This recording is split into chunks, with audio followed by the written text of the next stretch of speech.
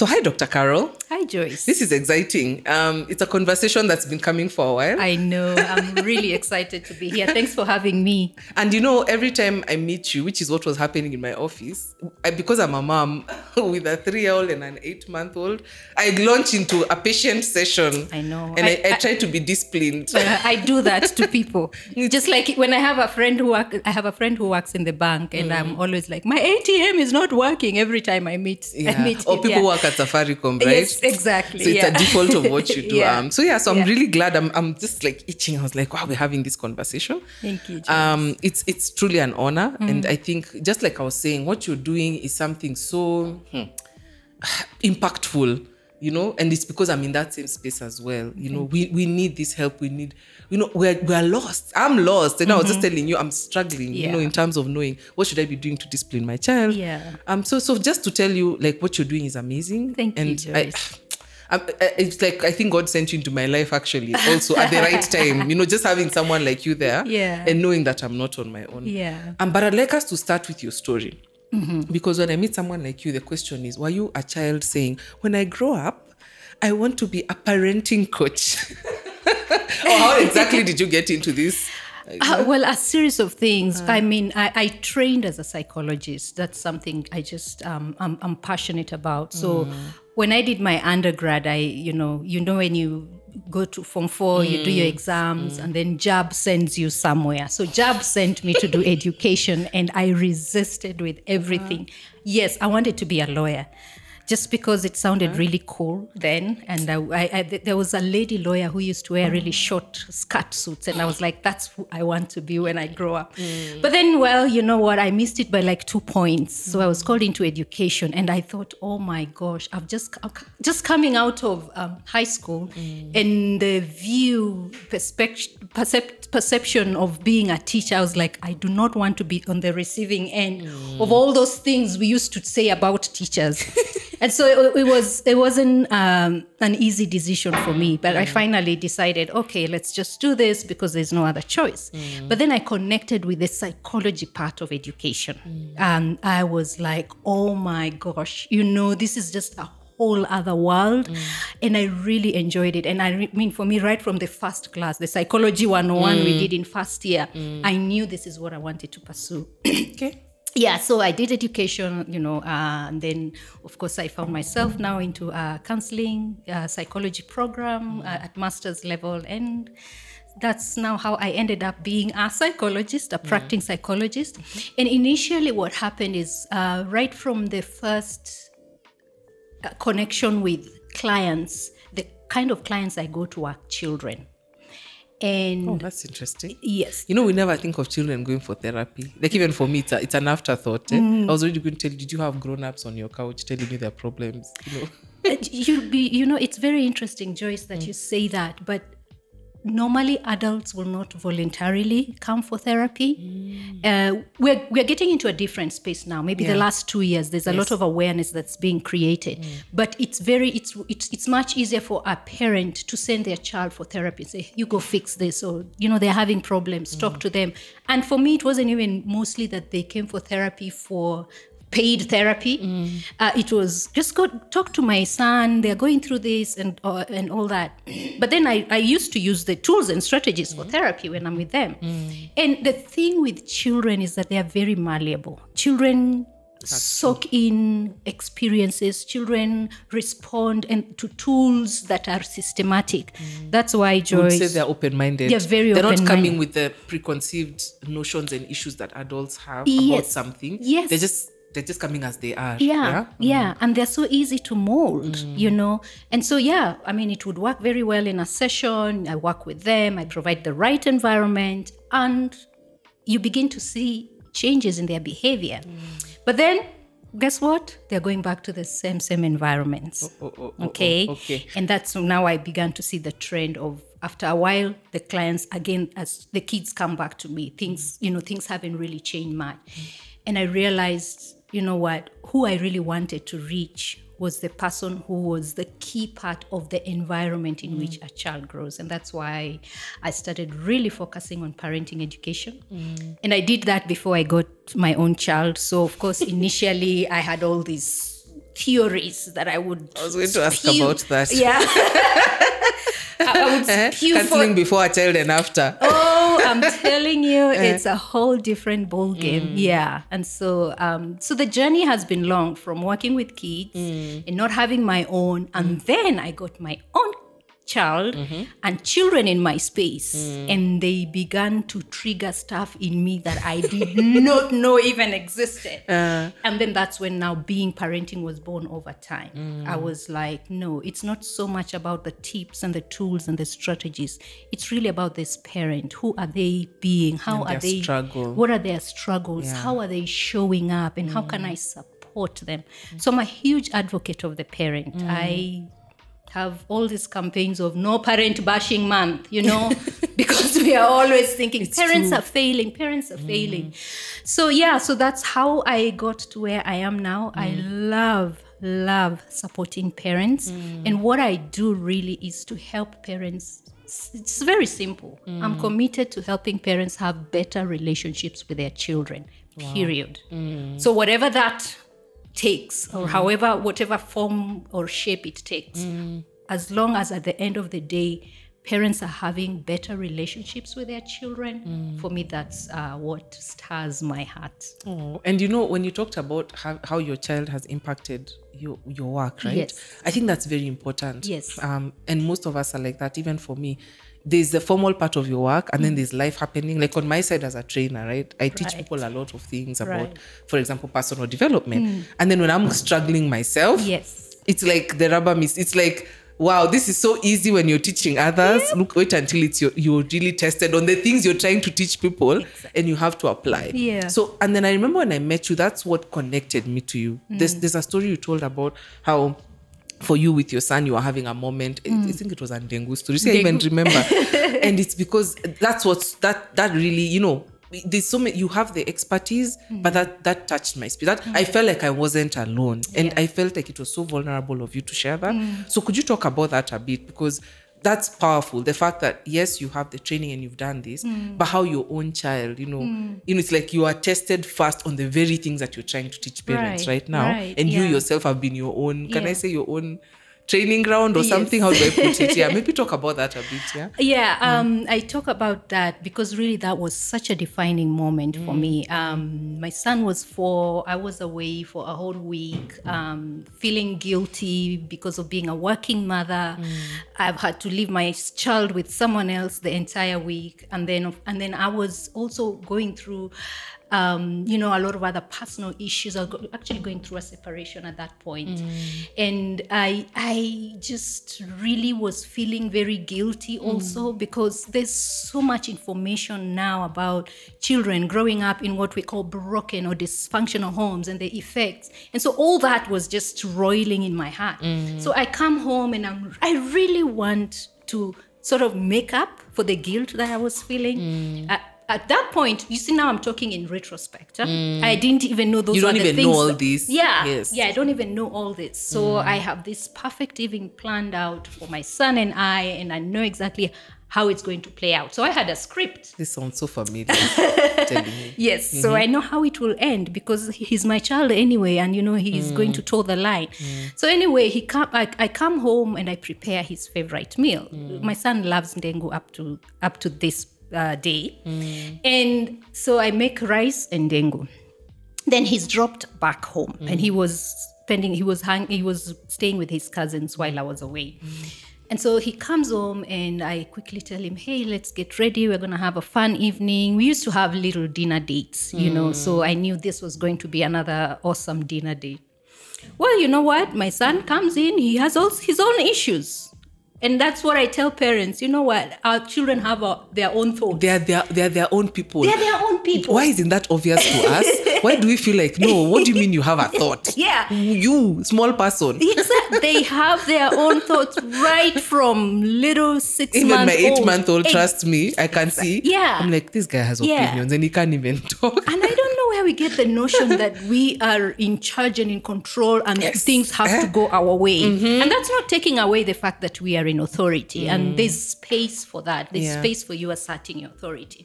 So anyway, he comes and gets ready. And his own issues going on. Own issues going on. Yes. And then he walks to the table and he looks and he's like, Mommy, it's ndengu. And in my mind, I'm thinking, this is your favorite meal. I don't even like ndengu myself. So he goes, no, I don't want ndengu. And I'm thinking, so familiar. You know the emotions going on inside me. So and I'm familiar. thinking, okay, because I still want us to have a really nice evening. I tell him, sweetheart, this is your favorite meal. Please sit down. After this, we're gonna do 1, 2, 3. Do you know I'm laughing? You're telling him it's his favorite meal. I mean, do you see? Yes. I'm even having a moment where I'm like, I see myself in that. Right. Like, I'm telling you, this is your favorite food. Like, who should be, Yeah. Okay. Yeah, and so it should end a certain way. Yes. So, and he just keeps shaking his head. Like I said, he has his own thoughts. He has his own issues going on at that time. I'm not eating this ndengu. Exactly. Wow. And so we go back and forth, and I'm cajoling and pleading and negotiating and doing all those things that they say, you textbook approach. I was using the textbook approach. In fact, that one of connecting, when you look at them in the eye. In fact, make eye contact. Make eye contact and they will respond to you. And he wasn't having none of that. So, children don't care about those things. So finally, and they do in a different environment. And that's the thing, Joyce. These strategies and these tips and these tools are good and they work.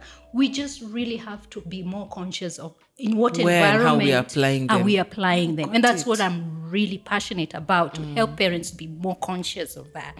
So anyway, finally, he just pushed his plate away and, with a lot of anger, he's like, I do not want your ndengu. And he pushed the plate away and something in me snapped. There's something snapping. It's snapping in me. Seeing my child does that. Finished. Yeah. Where's my mwiko? Exactly. And where I come from, that phrase they say, my stomach did hua. That's exactly what my stomach did. I like that. I like that because I feel it. Yeah. And most of us are like that as parents. In fact, you can hear the thoughts going for whose child? Whose child? What? Exactly. And I am an expert. This boy, he is 4 years old. Yes. He's not going to control me. I've got all the tips and tools, and we this tabia has to be nipped in the bud. It has to be cut now. Now he's 4. We all have the same script. Yeah. We do. And we talk a lot about that also in our classes. What are the thoughts going on in your mind as you're interacting with it, especially when you have a moment? And we call this, for me in our classes, we call them ndengu moments because there are many. So anyway, back to the story. Yeah? So I grab him and I take him to his room. Of course, we had a special corner with a special mwiko. So I pick the mwiko and I work on him consistently, thinking about all these things that I need to drive out of him. And sort of those moments happen with us when we are like, you're so triggered and you will not stop until you are ready to stop. And it's not, it may not be using a mwiko, it could be just a whole list. It could even be shouting. Shouting, whatever yelling, way you're trying to communicate. all kinds of words, whatever it is, And that was me. I wasn't done until I was done. And that's the point I looked at my son. And I really saw him, and I saw the pain, I saw the helplessness, I saw the hopelessness in his face, and I knew we had a problem here. And the problem wasn't my child, the problem was me.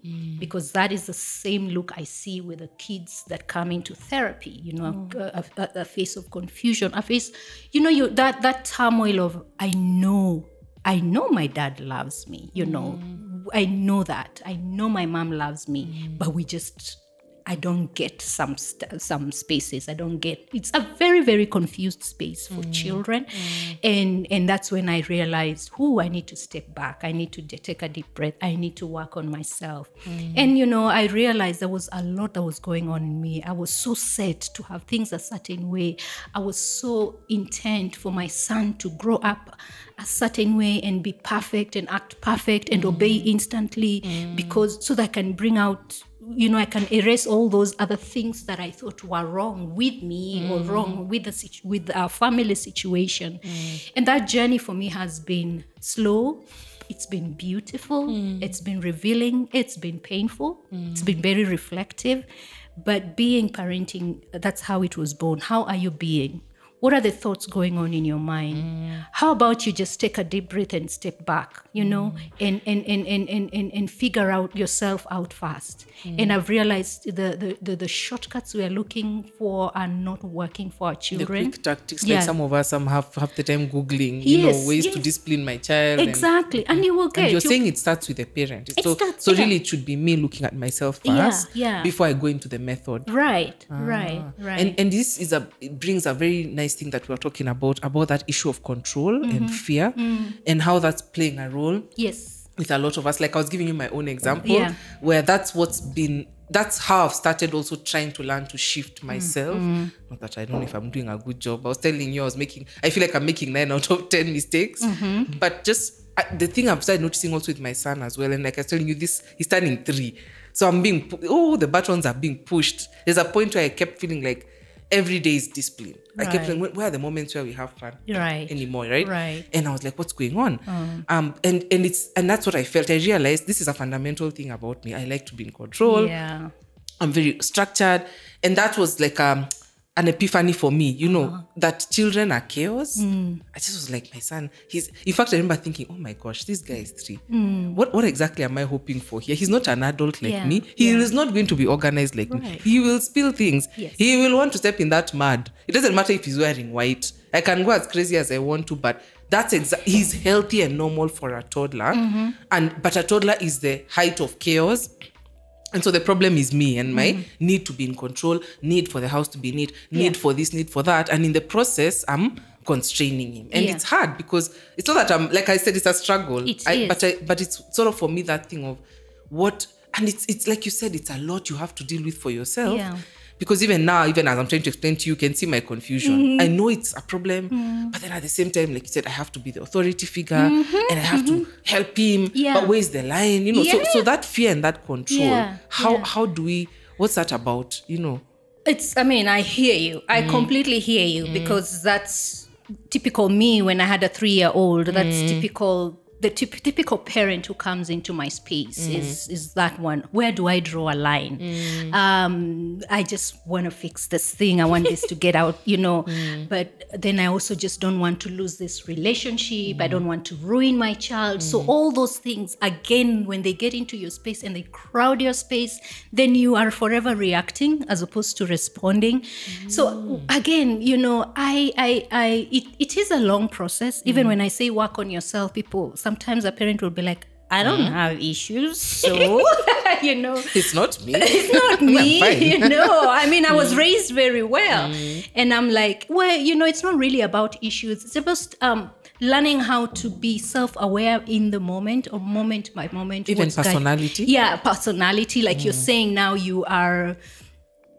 more of a control, and that's a really good place of self-awareness, knowing I want things to be in control as opposed to, my child being a toddler and he is a certain way. And I try again to be very careful about the words that I use. When you say kids are chaotic, it just brings a whole other perception. So it sounds negative. Yeah, it does. I didn't mean it that way, but I see what you're saying. Maybe what's another word we could use? Well, I don't know. I don't know that there's a perfect word. I think depending on where we are coming from, it's just important for us to be able to learn how to also just use the right words. Strong-willed, stubborn, fiery, things like that. And again, this is where Google comes in. I like strong-willed. Yeah. That's you've said strong-willed, I have You've seen connected my with child. That. Strong-willed is a good one. Because it like has to have his way. Yes. But it's there's a reason. I like that. I like strong-willed. I like that. Yeah. So I see what you're saying. So it's a step by step. Sometimes when you talk to parents, they're like, oh my gosh, I've been doing everything wrong. Okay, now I've ruined everything. And I always tell them, no. Even as you're saying that 9 out of 10 times you're making mistakes, really that one out of 10 is very important. But if you're able to step back and just really look at things from a bigger perspective, you realize that there is way more that you do in your parents that you need actually to pat yourself. But why do we feel that way though then? That's important. So, and you know, it's funny because I'm listening to you and I see what you're saying, but the application is so hard, right? It is. I think there's too much information out there about how we are ruining children. There's too much pressure out there about how other people are raising their children, and they seem to be really hacking it. And so the problem is that we have an ideal, and unfortunately nobody comes from a cookie cut, space, there's no template. So a lot of the times we're hard on ourselves is because we think there is an ideal, and for as long as you're looking at that ideal, and most of the ideal right now, you see it on social media, of how, these parents have a routine for their children, and they have all these activities for their children, and you're like, oh my gosh, I can't even get my child out of bed in the morning, and here we are, people just working like clockwork, So I think releasing the ideal for yourself and for your child also, accepting yourself for where you're at, and also accepting your children for where they are at is very, very important. And parents also get frustrated. They're like, if I go this way, then I'll spoil them. Then I was about to say that. Okay, ask the question. Yes, and I was going to say that's exactly the struggle. Yes. That, okay, I'm accepting you for who you are, but you're going to be a naughty child if I'm not disciplining you, and so that's what you're saying. Yeah, that's the line that's hard to draw, right? Yeah, and who says we should draw a line? Who says we should draw a line? Erase the line in the first place. There's no line. Yeah. That's why for me, let's go back to relationship. If you are focusing on your relationship and building a good relationship with your child, if you allow yourself to release the immediate results, and I think where we met, I was talking about the two types of parents, the carpenter and the farmer. Most of us are carpenter parents. We want to fix. We want a result right away. Done. Yes. Those are the kind of parents who bring their kids to me for therapy. They're like, I just want this behavior to go away, because I've got other things to do. And I'm thinking, oh yeah, this is a life we are dealing with. And I allude to that even in the course. You're not fixing a piece of furniture. You are raising a human being. So release yourself from the quick fix mentality, immediate, and focus on building a relationship with your child. Our children connect to us when they feel safe, when they feel they respond to us better when they feel connected to us, when they feel like you're actually taking time to build a relationship with them. And you know what it takes to build a relationship? It takes for you to time. It takes for you to look at yourself and ask yourself, what am I bringing into this relationship? What am I planting? Whatever harvest you want. What kind of seed do you want? What kind of environment do you want to put in there? And that's how a farmer approaches their space. I like that. So it's not quick, definitely. It's By not the a time you quick plant, fix. and you don't harvest anytime soon. Yeah. And I do lose some parents because of that. Because they wanted the quick fix, and you say it's not. It doesn't work like that. It doesn't work like that. If you want a quick fix, Joyce, you will get it. Because you're the person in authority. You have the louder voice. You're the one who is paying the bills. If you want a quick fix, you will get a quick fix. You will get a change in the behavior, but the question is, at what cost? Especially when it comes to the relationship. In my mind there. At what cost? Okay? At what costs? When your child is 25 or 30, you want them to come and knock on your door and there's warmth. There's warmth, there's hugs, there's laughter, there's all that. When they're 25, it won't matter that they knocked off or they spilled red juice on a white shirt on that a Sunday morning. morning. Perspective. It won't matter. It won't matter. What will matter is how much you cultivated the relationship to be able to build the inner muscle in the child to thrive when they are away from you. Because again, the quick fix mentality, the child becomes so dependent on you to give them direction. So they will always be dependent on you for direction. They won't have that inner muscle. what happens when you're not around? That's a good question. Yeah. In fact, when I'm listening to you, I'm feeling like it's the teaching versus discipline thing, because that's also what is going on inside me. Yeah. You're sort of getting me into a space where I'm also asking myself, wow, when am I disciplining, when am I teaching? Because I've noticed that also with my son, right? So in fact, what you've said has just set off a light bulb in my mind. When I use the mwiko, the results come. He's scared, he will do it. Yeah. But has he understood why? That becomes the struggle, right? Yeah. So have I taught, or have I just, for me, it's fine, because I got what I wanted. I'm in a hurry. If I wanted you to eat and have mwiko, given you a beating, you will at the end fall in line. But what is the fundamental lesson I've taught you? And the control person in you feels very satisfied. Yeah, you feel nice. Actually, mission accomplished. Things actually, people are in line now. Yeah. Things are going the way I wanted. Yeah. So talk about that, because I think, and I love that about your course, and I've also learned this from you, just listening to you, and it's amazing. In the short time we've interacted, I'm so grateful for that impact, and I feel like it can help a lot of people. Yeah. There was something that I really loved when I first heard you, and it's like I said, the fundamental lesson I learned from you about knowing the difference between teaching, like I said, this where you balance between discipline and the fact that, look, there's no shortcut. You have to teach your child. So how does that work? What would you say to parents about that? So creating the balance between being the person in authority and still providing love and compassion and all that. Or like I said, the quick fix for I'm beating you to change this behavior, but am I teaching you what the right behavior is? And I think it's in again looking. This word discipline has has really been misused. In fact, if it was up to me, I would not use the word discipline. It's just that people connect with it, so we still have to use the word. But it's really been misused, because when you really think about discipline from a larger perspective, you realize discipline is equal to training. Discipline is equal to creating the right atmosphere for people to learn. Discipline is about cultivating. It's not a quick fix. So here we go. Teaching is part of discipline. Teaching for is me, part when I'm of saying discipline, for me, discipline is the beat. You're right. Discipline has a bad rap, because for me, discipline is not teaching.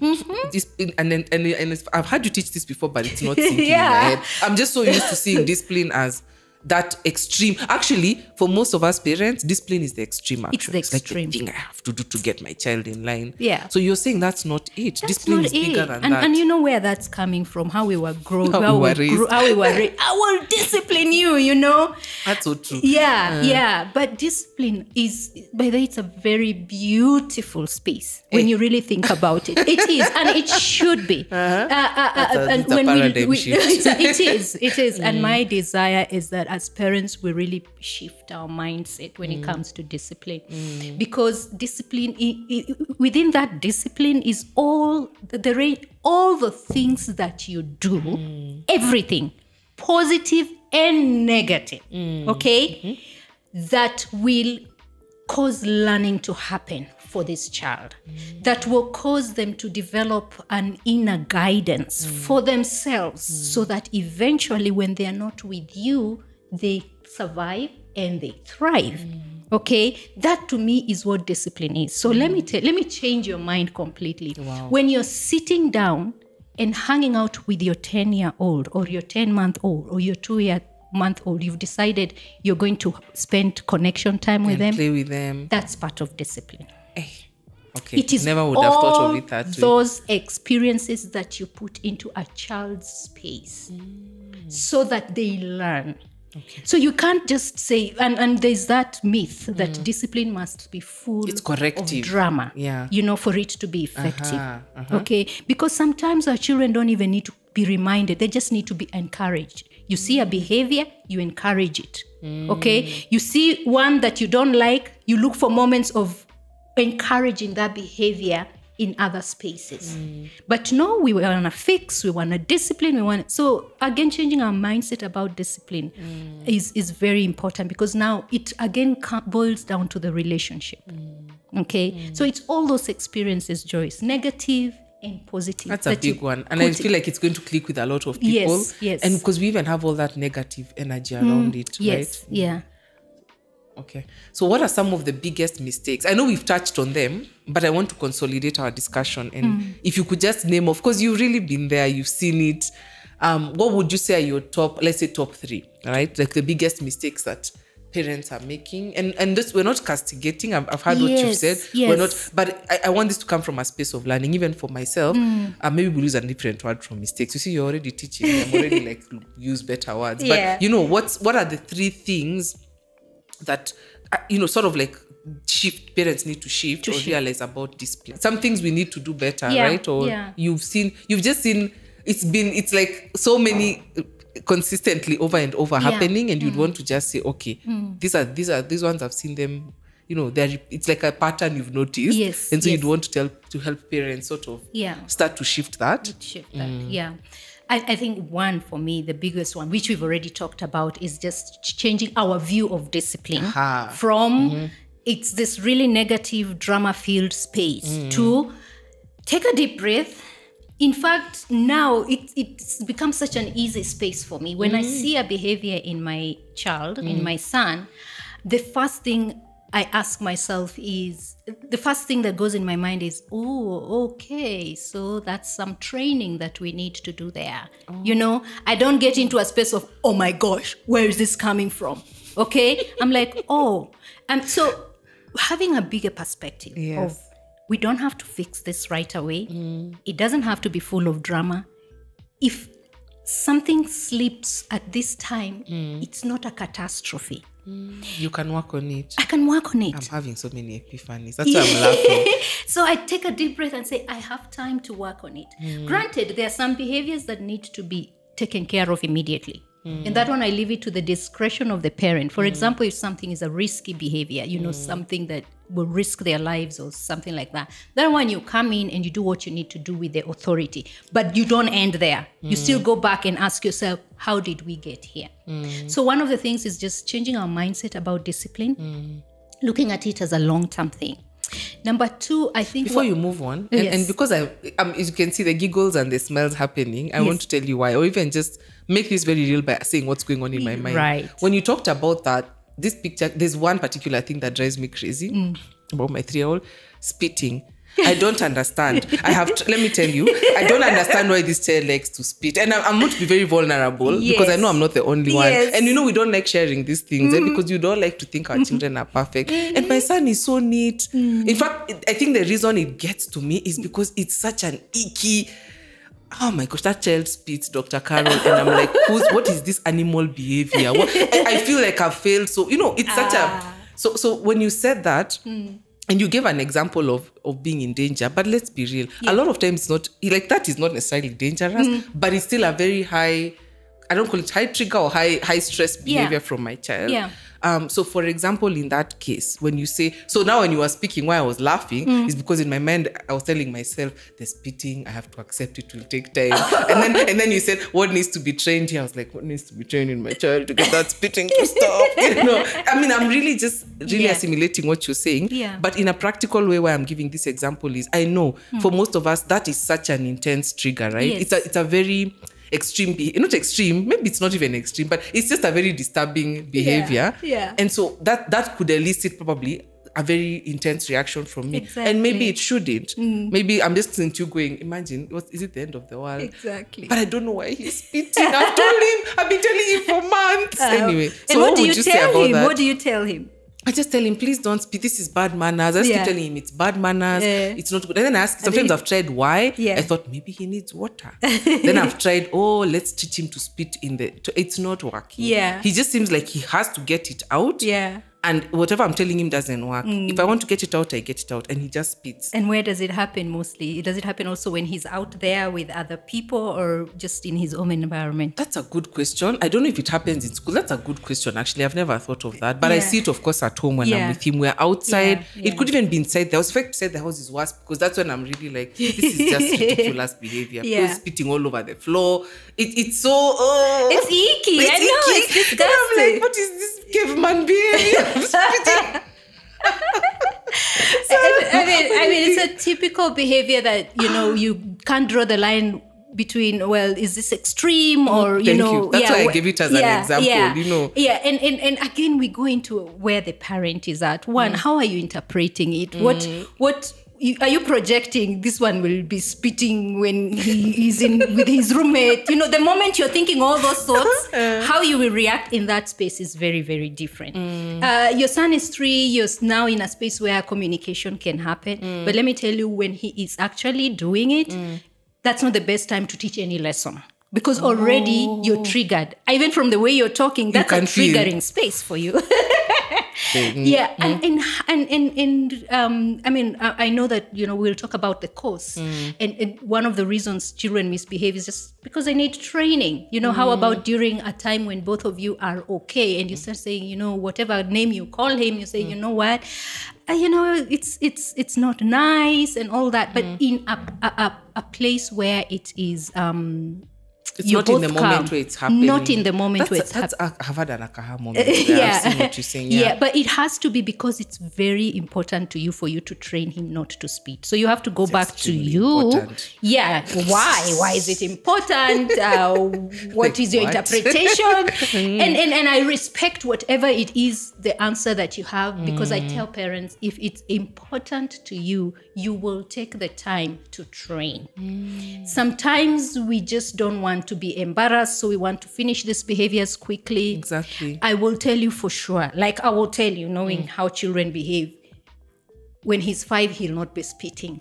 How about that for perspective? Okay, so age also, being cognizant of your child's age, and some things are just, they're not developed. No. They just, he just doesn't know. Kids just come up with stuff. Sometimes there are those who just bite, but it fizzles out.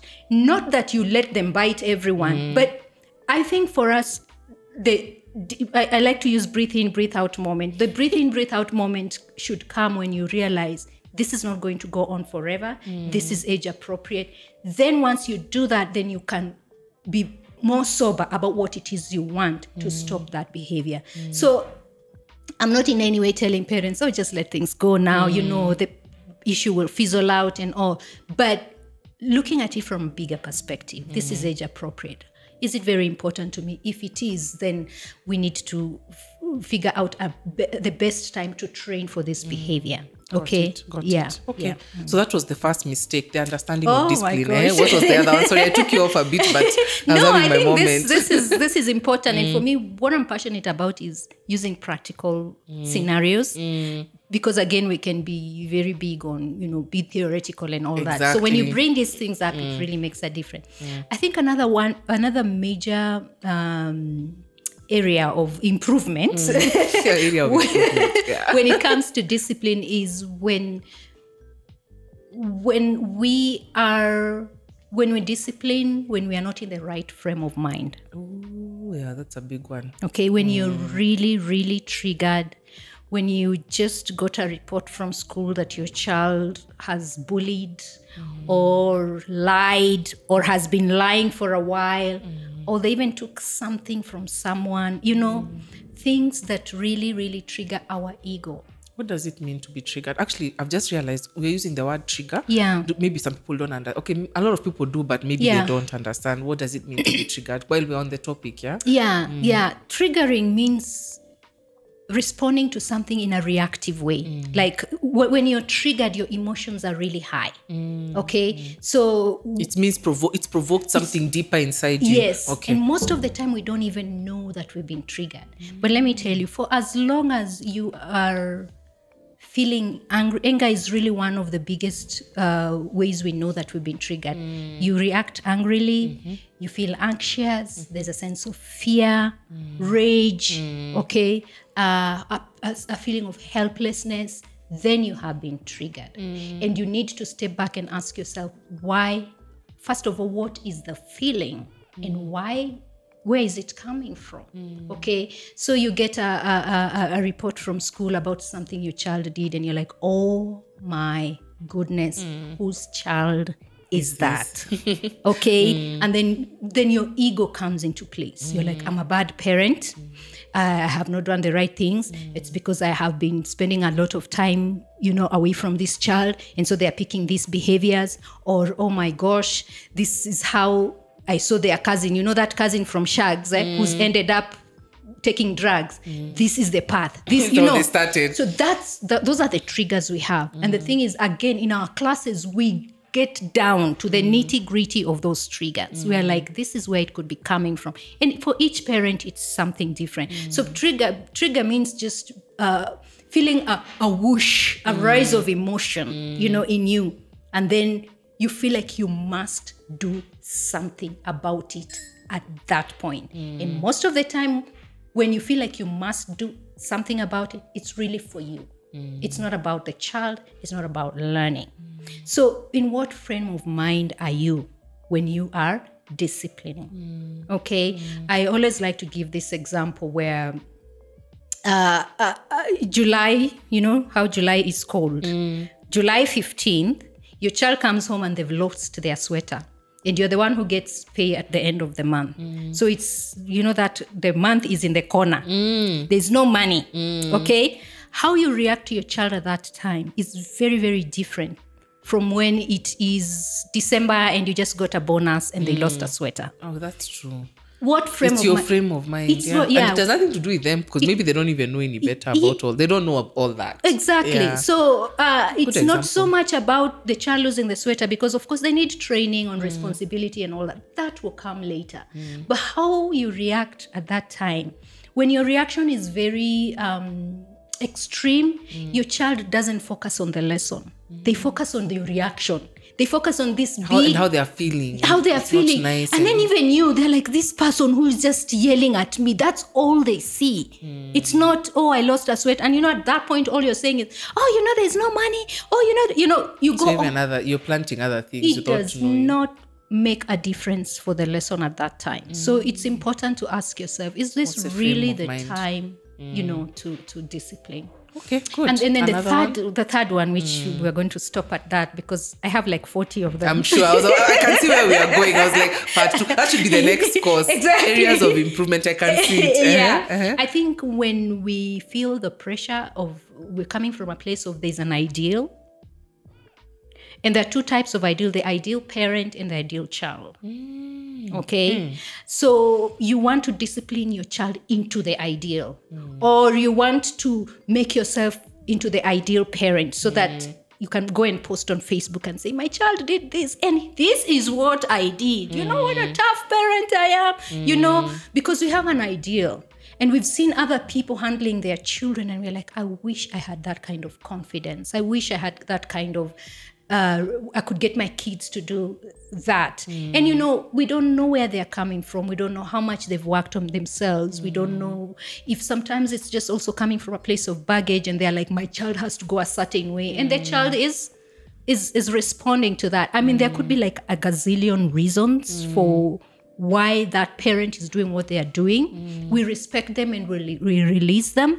But really, it's important for you to look at yourself and what kind of person I am. The kind of self-awareness you have of, I know that I like things a certain way. And so I get triggered. I'll use that a lot so that people really get, understand. I get triggered when I see chaos. Chaos trigger me because I'm an orderly person. Okay, so there's a way that will trigger me more than it will trigger another parent who really does not go. Does not really care. They're easy, and that's who they are. Okay, and so there's a lot more relaxed atmosphere when it comes to chaos for them. So parenting out of who you are is very important. As opposed to this is what I aspire to. This is what. But let me give another practical example. Yes. Because I feel like this one is one where, okay, so Sunday school, like yesterday, just to show you the way those ideals, they don't even come from social media sometimes. Right. Yeah. So I was I have a baby, so I have my 8-month-old. So now now you can see my scenario because I have an 8-month-old, I've put him on, and then I'm alone with both kids. So I don't have somebody else, another parent with me, or my husband is not with me. So, they've arranged, all the kids come, they're nice little chairs, they're all sitting. Yes. Most of the children in that room, if not all, were sitting. Who is my beautiful son that I love so much, who pulls his chair, and he came and first of all, he wanted to sit next to me. So, and I was like you said, I'm working on myself. I was like, okay, he's young. And I was like, to be fair, he's not used to this space. There. So I remember also telling myself that, we are new, remember? He has fear, he has not used, so he'll want to be close to his mommy. Fair enough. So I sat on the edge, the parents post on the edge. Right. But he came and put his chair, close to, like, which is basically where people are walking. Like, he literally moved his chair from the place it was to try and sit as close to me as possible. But now I'm like, he's blocking the way. And then now, here's why my example is coming in, because I it's very clear because I felt it just as soon as yesterday. All of a sudden, as my nice little speech and acceptance started crumbling under the weight of, I saw other parents looking at him, the parent next to me. I now started feeling the outside pressure of, and I could actually feel it, Dr. Caro. Do you know what I mean? Yes. Do you know that feeling? I could feel, and I was like, are these people? In fact, that was my mind, and I realized everybody's expecting me to do something. Actually, initially, I wasn't. I was going to be like, if he's comfortable there, he's listening. That was my natural reaction. But I started feeling this sense of, and I know our parents can relate. Nobody has said anything to you, but you can feel it. Yes. You need to get your child out of the way he's sitting, because I felt that energy around me and I responded to it. And can I tell you, it was downhill from there. My calm, and I remember thinking, and this was a reflection for me, and now when you're speaking, it's really come up, that, we may have been fine. But the rest of the drama that came out of that was because because I started trying to, basically, we were fighting. I moved his chair, he moves. Eventually, he agreed for the chair to be moved. Then he decided, okay, if you don't want me to sit there, I'm going to come and sit where you're sitting. So he came and climbed, and now it's even worse because he's disturbing the parents next to me. He's scrambling all over. I mean, it was just, I have the baby on me, I'm moving him, he moves back. I ended up leaving. So we didn't even complete. And I just felt terrible. Obviously, I was like, we didn't even get through Sunday school. So you see, so my example is, now when you're speaking, I'm like, that's also an ideal. Yes. Because I was looking at all other children in the room around me and seeing what he should be doing. And because he's not doing it, I'm failing. Like, we're downhill. And in the process, we missed Sunday school. We missed everything. Just became drama, and I ended up having to leave. And even my leaving was probably because I felt we need to get out of this space. We are disrupting people. You see, I just felt inadequate. I felt if everybody else is, we are ruining it for everybody else. So let take me and my two children off and go back home. So you see what I mean? I see what you mean, Joyce. And how do you not have an ideal in that situation, surely? Thank you for being so vulnerable and sharing that, because that's relatable, and that is what happens. It will happen for you with your 3-year-old and your 8-month-old. It will happen in that 8-year-old who is talking back and has an attitude, ATT, in a supermarket where everybody's staring. Exactly, it will happen. And I tell parents, you release the ideal. It's the hardest thing. It is, like in that situation. The ideal. What's the ideal? Because when you started, you say, this was his first time in that space. What do you expect? And we're not being easy on him. We're being realistic about a 3-year-old who has a sibling. So there's already competition in that space. I mean, there are so many dynamics into this thing, Joyce. If we sat down, then once you have all that information, all that background, because one of the things we learn again in the course, it's there. Why do children misbehave? If misbehavior is what we want to call it, there's a lot going on with your 3-year-old. And you understanding that helps you to come alongside him, empathy, with empathy, and support him for the long term. Because tell you, the judgment that you're getting from those parents is very transitional. Okay, they're not even there after. They're not there after. And let me tell you, a lot of it is the noise in your head. Maybe I even imagined it. Exactly. I mean, how can you prove that they were thinking a certain way? But there's so much out there also being put about children should behave a certain way and all that. And I'm thinking, one of my greatest campaigns is parents supporting one another. I say, if you go and see a child rolling on the ground, 4-year-old, rolling, throwing a tantrum, please go and give the mother a hug first. Amen to that. Before you do anything else. Because you have no idea. I mean, speaking of your situation, you're having 2 kids here, you're having so many things to deal with. This is the first time. Nobody knows the backstories. We are better off being more supportive than judging. Okay? And so, is there an ideal way to to behave there or to act on that situation. There is no ideal way. And probably getting your child out of that space and going away was the best decision you did. And then sit back and ask yourself, it's not even, is the child ready for this? Am I ready for this? Am I ready to train them to be with other people? What does it take for me to train them?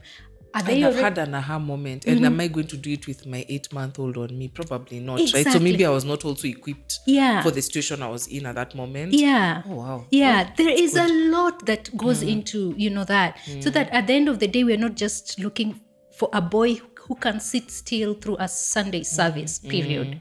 We're looking at all these other things that come into play.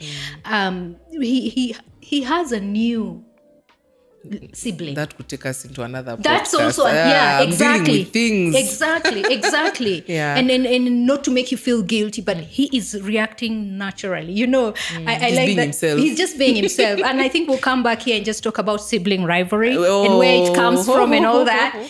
But are you getting how it really is about us? Am I ready? I like that. Is this Sunday school a matter of life and death right now for him to be able to attend?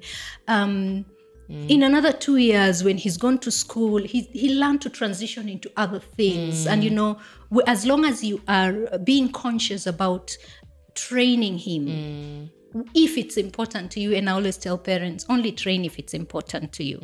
Okay? And if you think that's a skill that requires training and they need it like as a life skill. I like that. Yeah. And I like the way you've put in the context of actually, really, he has the rest of his life, God willing, to be going for Sunday school. That one moment, it's not the end of the world. It's not the end of the world. So I shouldn't even feel guilty for leaving. I like that. Because it never occurred to me not to feel bad about leaving. I felt already like, now, why did I? We should have been here. It's like and you're so right now that I'm thinking about, I'm like, what would this 3-year-old have picked from this Sunday school? It's actually half the time going over his head. He just likes the songs. So it's, thank you for that. And I hope other parents also can relate to that. And I'm getting now the theme. I'm starting to feel it, what you're saying. It's us. Yeah. It's always turning the mirror back to ourselves. Exactly. It's me. What space am I in? What is this the right time? It's never them, because it's where we are coming from. Where are you coming from? And that's been a big takeaway for me. Yeah. So to recap, the first one we said was the understanding about the word discipline. Discipline, yes. Right? Yeah. The second one was, in what frame of mind are you? What frame of mind are you Yes. in? I like that. Yes. We've talked about many things. And that's why I'm recapping. What frame of mind are you in? And then the third one is ideal parent, ideal child. Yeah, and that's a big one. Just drop all that. And begin to, now that's one of the things I say in our classes is when you accept your child for who they are, you're not allowing them to just be free and go free reign and do whatever they want. You're just accepting that they're a certain kind of way. Then what happens is you begin to accept yourself for the kind of parent you need to be for them. Wow.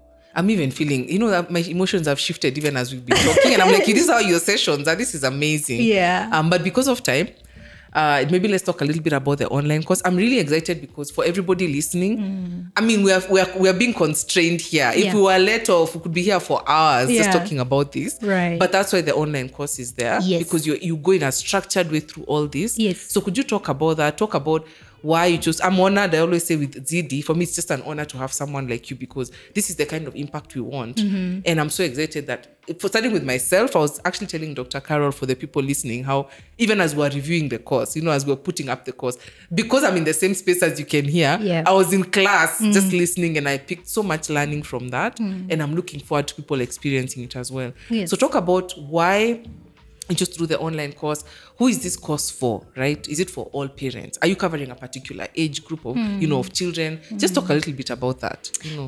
Well, the course is really to help you to discipline from a conscious, a conscious space and to discipline with more self-awareness. And like I said, one of the things I really want is to help parents develop a better relationship, create an environment where they have a better, healthier relationships with their children. So I know that out there, when you type effective discipline, Joyce, you will get 180 million. Overwhelmed. Literally. Yes. 180 million results in less than a second. Wow. Okay? And so the tips are there. The strategies are there. The tools are there. But the person who is using the tips, the strategies, and the tools, where are you at? Where are you at? Again, in what frame of mind are you?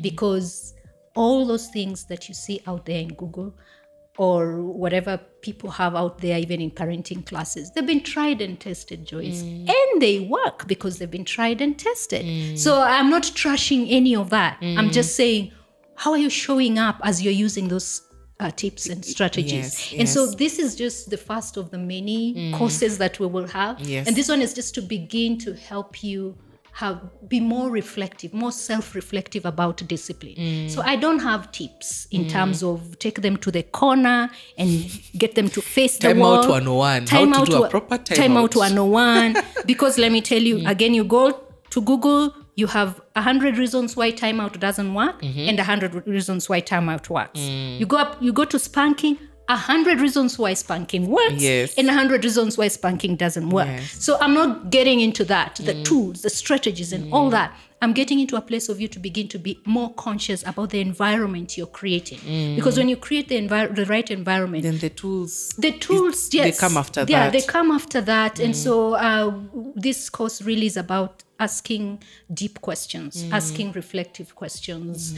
What do you understand about discipline? What have you believed about discipline? Are you carrying baggage from where you come from? From how you are disciplined. Exactly. And it actually incorporates a lot of the things that we have talked about even in this podcast about, discipline has to be, full of drama for it to be effective. Then we talk about why children misbehave. And for me, that's a big one. That's the core, okay? Behavior is the tip of the iceberg. And misbehavior, when a child misbehaves, they're communicating something. There's something they're trying to tell you. Yes, and you don't need to be a therapist to crack it. Okay, you just need to be able to be able to connect with your child better, to just be aware that this is where this is coming from. And so the reasons why children misbehave, we really go deep into that in the course. And then because behavior is a communication of a need, then I talk to you about what are their needs, what these needs are, and then how to meet those needs.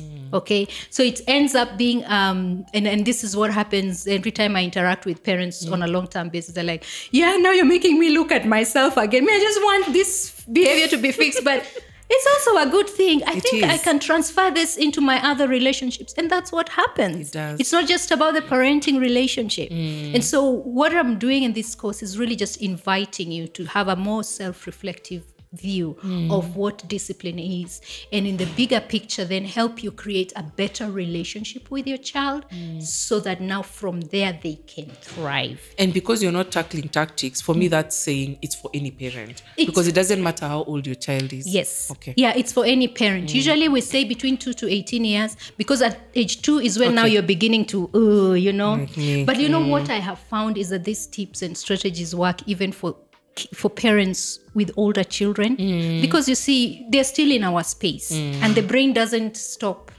developing until, actually it's continuous throughout life, our lives, but full development where we say we can really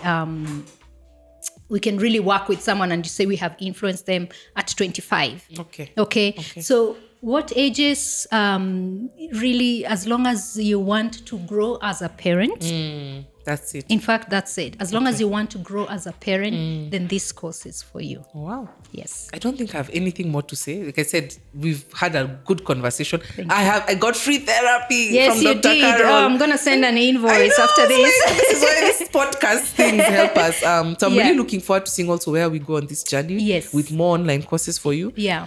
People can check out the link. We'll post the link to the course so that they can actually access it. And we also look forward to feedback, comments, right, Dr. Carol? Yes, as they're listening to me and my spitting problems. If you have a spitting problem, leave a comment. Yeah, and if you have a dengue moment, you can describe it there. Let's talk about dengue moments. Let's talk about those real moments. Let's stop being very academic and tips and tools oriented. Let's be real. Let's be real and help each other. Yeah, because it's from those real moments, those relatable moments that we draw our biggest lessons from. All right. Yes. Well, thanks, Dr. Carol. Thank you, Joyce, for having me. me.